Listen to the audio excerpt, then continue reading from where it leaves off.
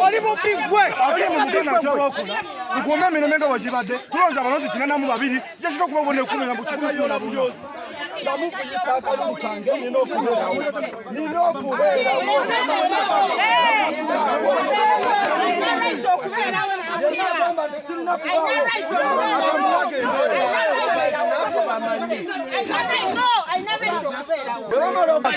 omusajja aze ngafika kikubera kikulu abatakirira pikipiki n'omukomya wali n'akomawowa wano oluza kutta omusajja pulizidanti abatatubulanzibwako wano namuwaki baga namugamba byakulirawo bibiro wobuuza wano babadde ku byakule badde olumaze n'akomawo n'akiimu eyo kenyini ne bajja wano eno akiimu naddayo omusajja najja n'alonda wawano kati alonze bulonzi kyogamba nokulonda yakala aloze kwakisa paka wali eri kikonze kuona uza tubala obululu okutume utumanya emetwe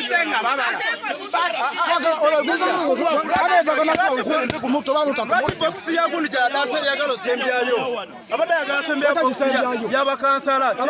obulumba muwase buli muki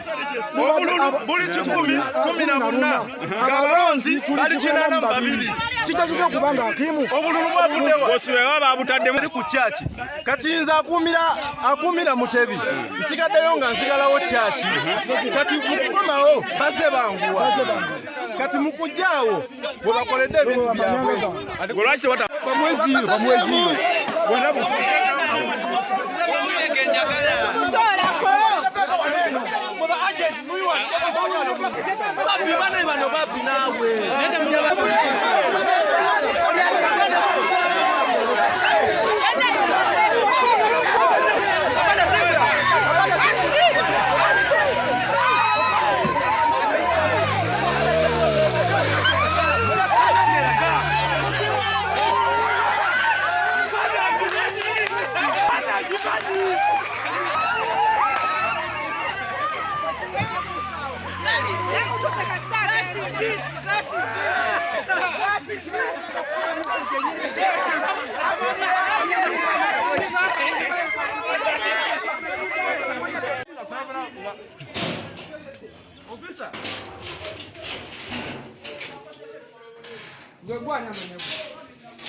kupiti bantu bana fanga tuli babene bantu kubana sorido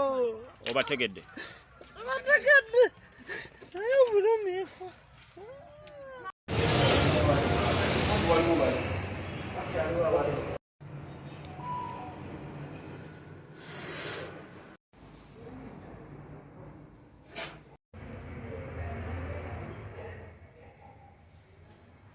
Crazy how someone has not even reached to the road.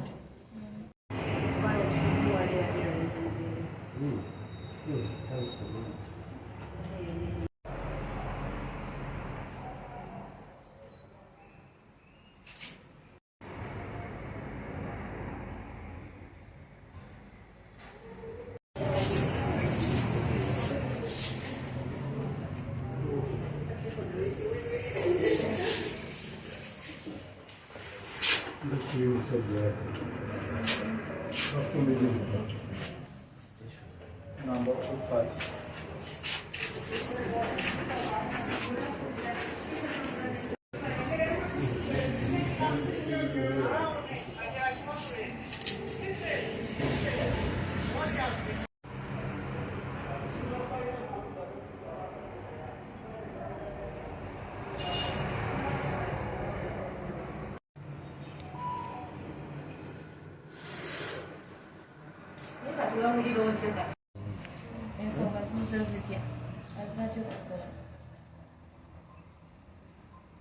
Badde nakaleta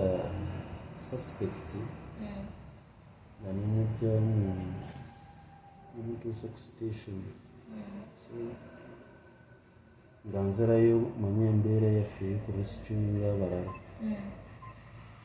badde sinakava ku station wenyini wenkolera just nga nkolera ku gombolero nga nokirira n'ogenda ku station musangawo lwakubanga ku piki mbadde nyinawo opponentu so nasinziira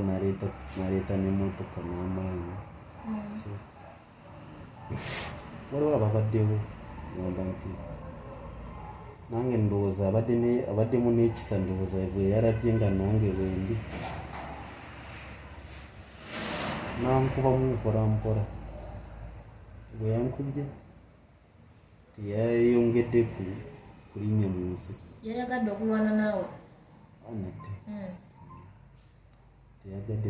kuyingira mu nsi nange nembeerawo nembamu ndaba nga bandeese wano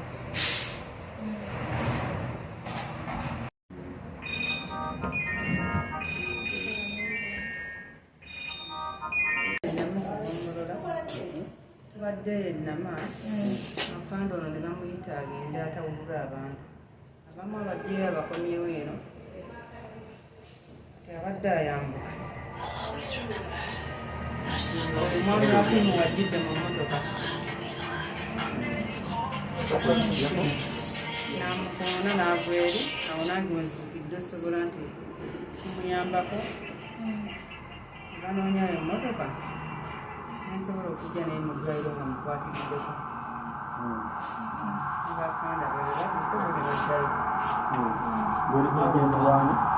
nze mbadde agenti wa William Mpalanyi babadde bavuganya n'oli mera osi ebikoyo kwe biviiridde tubadde yogerako nnyo nankomedde Mpalanyi William akalulu kati bwe tumaze okugala tulaba nga obululu bw'oyo akiima akoonya fandi nga bungi ku bantu abalonze kavuyo gye katandikidde eyo bwe tuzze okuleeta obululu ennama oza ekimuyisizza bbi okulaba nga afande aweese oponenti we piki kwabadde okumukoona obululu badde bwobutwalibwa ku poliisi emmotoka eno ereesa afande wekubadde nga babuleese naye ngaoli kumaze omuteeka ainama nga bamusibye akimu gwe yatumye okubba obululu nga ye olwedde ali munda mu kamera ennama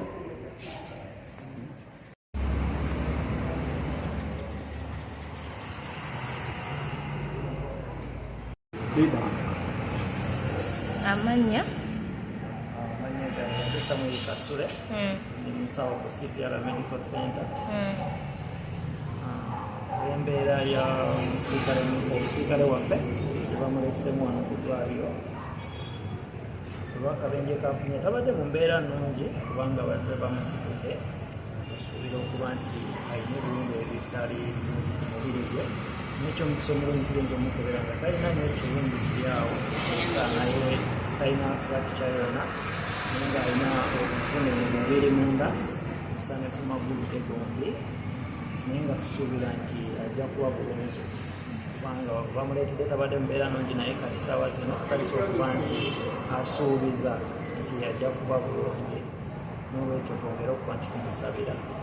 kubanga obulamu bwe tubwetaaga alina famire yokulabirira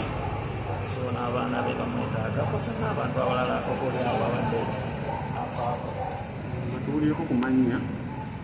ge bayita Lukwago Osi ani Osi wembala bamuyita Lukwago Culture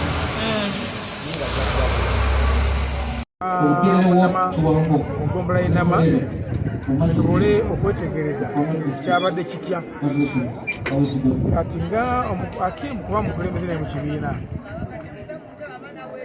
tulyoke tukituuse ku bukulembeze obw'oku disitulikiti waggulu definitely watekubaayo kikolebwa waffe ng'ekibiina naye ate tekigaanibwa ne abakwasisa empisa abapoliisi benyini nabo okukola ki okutambula ekyabo naye nga naffe ng'ekibiina tujja kulina ensonga eyo kubanga tetukkiriza n'akatono mu kikolwa kyonna kyonna ekiraga obulungi bw'amateeka poliisi emukono eri mu kunoonyereza waliwo omwami ayingidde emmotoka ye gye bayita Kampala Semfasi n'akoona ya poliisi yataddeko omusirikale waffe n'omusaabaze n'abasaabaze namba 78 Nyazi era ng'enebadde erina omuntu gw'ez'okutaasa abantu bali bagamba nti omwami ono ali mu kunoonyezebwa naye nga sirikale waffe yafudde mu mbeera enkya